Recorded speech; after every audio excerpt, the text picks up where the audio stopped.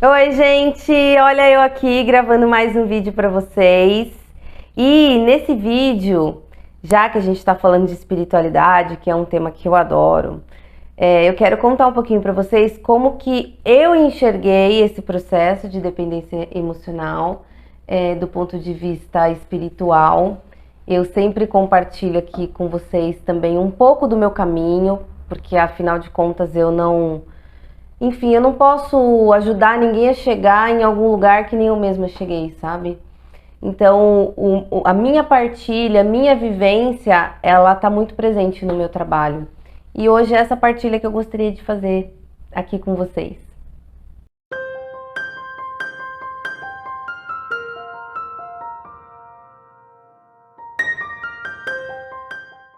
Eu sempre fui uma pessoa de muita fé. Sempre, assim.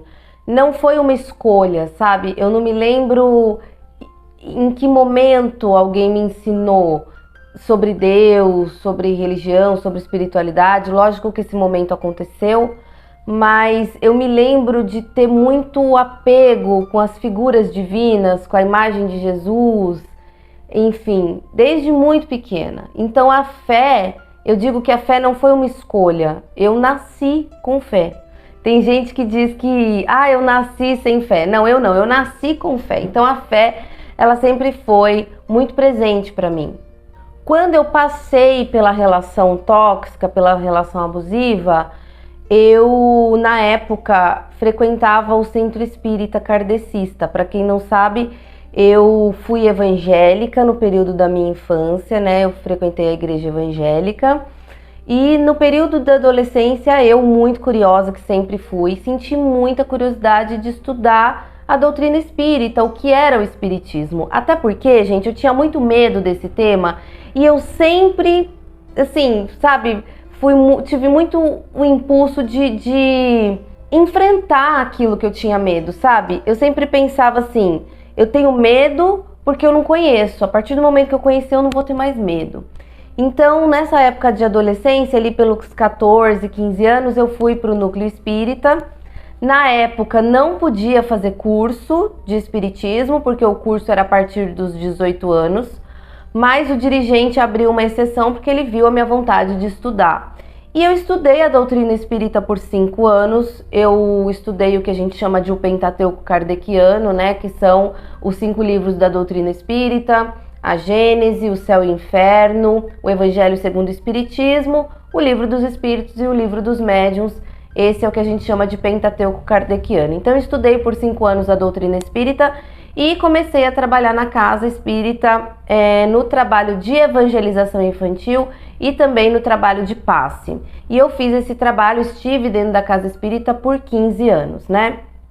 Eu comecei com 14, 15 anos e finalizei os meus trabalhos no núcleo espírita. Eu já estava com 31, 32 anos, então foi até um pouquinho mais de 15 anos dentro da casa espírita. E nesse período eu passei pela relação tóxica, né, pela aquela relação abusiva que eu já compartilhei aqui com vocês. E pra mim, gente, foi muito difícil, porque essas questões religiosas, elas influenciaram muito no meu entendimento do que estava acontecendo, né? Então eu sempre pensava que, nossa, é um espírito que precisa de luz, né?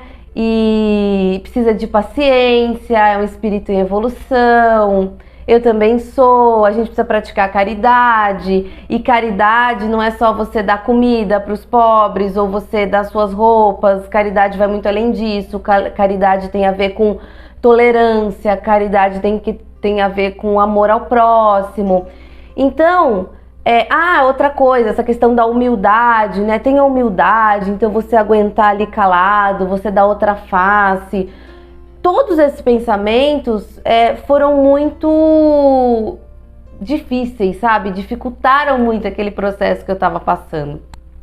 E um pouquinho antes de fazer esse vídeo, né, pensando sobre o que eu ia falar, eu me dei conta que esse processo, né, esse relacionamento que eu passei, ele contribuiu muito para que houvesse uma mudança de crenças em mim, né? Eu precisei aprender um novo jeito de pensar. Se se eu quisesse sair daquela relação. Porque senão eu ia me sentir a pior pessoa do mundo, eu não fui caridosa, eu não fui generosa, enfim, né? Já juntava ali todo um processo de culpa, que é totalmente parte da dependência emocional, mais conceitos religiosos que essa culpa ela vai distorcer, porque hoje eu olho para a doutrina espírita com outros olhos, totalmente diferentes, não frequento mais, assim, como trabalhadora, a doutrina espírita, vou esporadicamente, tomo um passe, gosto de ouvir uma palestra, gosto às vezes de abrir o evangelho, mas hoje eu tenho um olhar mais crítico para alguns ensinamentos e tenho um entendimento diferente da linguagem que é usada, sabe? Para comunicar com a gente. Então, esse relacionamento, ele me ajudou e ele contribuiu para que houvesse uma mudança de crenças. E essa mudança de crenças, ela precisaria estar mais ou menos alinhada, mais ou menos de acordo com a visão que eu tenho de Deus, ou que eu tinha de Deus naquela época. Eu tive que rever tudo isso. Será mesmo que sentindo tudo isso que eu tô sentindo, eu tô próxima de Deus? Eu tô com raiva, eu tô machucada, eu tô me sentindo abandonada, eu tô me sentindo excluída, eu tô me sentindo rejeitada. Será realmente que eu tô próxima? Será que é isso que Deus quer pra mim? Me ver tolerar tudo isso, me ver aguentar tudo isso, me ver chorar tanto, sabe? Mas então quem é esse Deus? Sabe? O que Deus quer de mim? Todas essas perguntas eu tive que me fazer e eu vou confessar a vocês que esse foi um processo e é um processo, né? Foi um processo e é um processo muito individual, né? Em algum momento todos nós nos fazemos essa pergunta e a gente precisa se responder, né? Inclusive, dentro da doutrina espírita existe muito essa ideia de que você está pagando alguma coisa que você fez para essa pessoa, então assim, eu tenho que suportar porque eu tô pagando alguma coisa que eu fiz. Então assim, vocês entendem o quanto é difícil quando você tá dentro ali de um padrão de pensamento, você conseguir fazer essa mudança, é uma mudança de crença, é uma mudança de paradigma. Então, eu mudei completamente a visão que eu tinha de Deus, né? E eu não me envergonho de dizer que eu peguei, assim, da doutrina espírita o que eu achei melhor, de outras doutrinas universalistas o que fazia sentido para mim.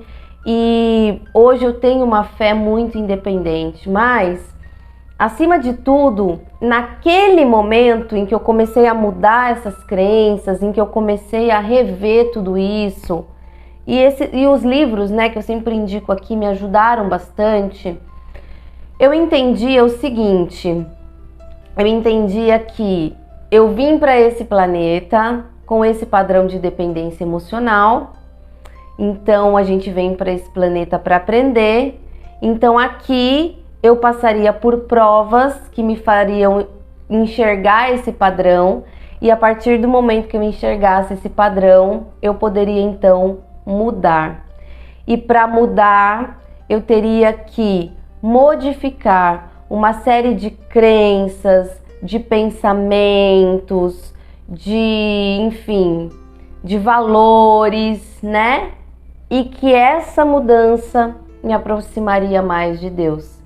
E eu criei na minha cabeça a ideia de que a inteligência infinita do universo, né? Porque eu não gosto muito de usar a palavra Deus, eu prefiro usar inteligência infinita do universo, ou inteligência universal, ou eu superior, mas que, enfim, essa força, ela estava torcendo por mim, porque essa força, ela torce pela nossa evolução. Eu não estou dizendo aqui que essa seja uma verdade absoluta, longe disso. Eu estou compartilhando com vocês a maneira como eu lidei com isso, o que eu enxerguei, o que eu precisei mudar, como eu vi tudo isso. Então eu passei de um pensamento de preciso ser caridosa, preciso ser humilde, preciso ser submissa, preciso aceitar, porque isso é consequência de alguma coisa que eu fiz para essa pessoa na vida passada, para o pensamento de Deus é o puro amor. O que eu estou sentindo não está conectado com o amor. O que eu estou sentindo é fruto da nossa inferioridade, do nosso eu inferior, dos nossos medos, das nossas dificuldades, da nossa culpa, dos padrões, das feridas que foram geradas em nós ao longo da vida. Então isso não tem nada a ver com Deus. E para me aproximar dessa energia divina, eu precisaria então olhar para tudo isso e fazer uma modificação. E eu sou assim na minha vida até hoje, na verdade, né? Sempre que eu olho alguma coisa, eu penso, o que eu vou precisar mudar agora? De que maneira nova eu vou precisar enxergar essa situação para eu conseguir, enfim, vencer esses sentimentos, vencer esses padrões, vencer essas coisas que muitas vezes não nos levam à felicidade e à tranquilidade, mas muito pelo contrário. E não aqui, gente, que eu esteja defendendo uma vida perfeita, tá? Longe de mim também fazer isso. Eu acho que a vida, ela é feita de altos e baixos, ela é feita de desafios, porque este é o plano das provas e expiações. E são essas provas e essas expiações que vão desenvolvendo em nós recursos internos que vão nos fortalecer e vão nos tornar mais felizes, né? Mais saudáveis, física, emocional, psicológica, espiritualmente. Então, eu espero que você se faça também essas perguntas, eu espero que você se questione sobre qual é a visão que você tem de Deus, sobre o que você acha que Deus quer para você.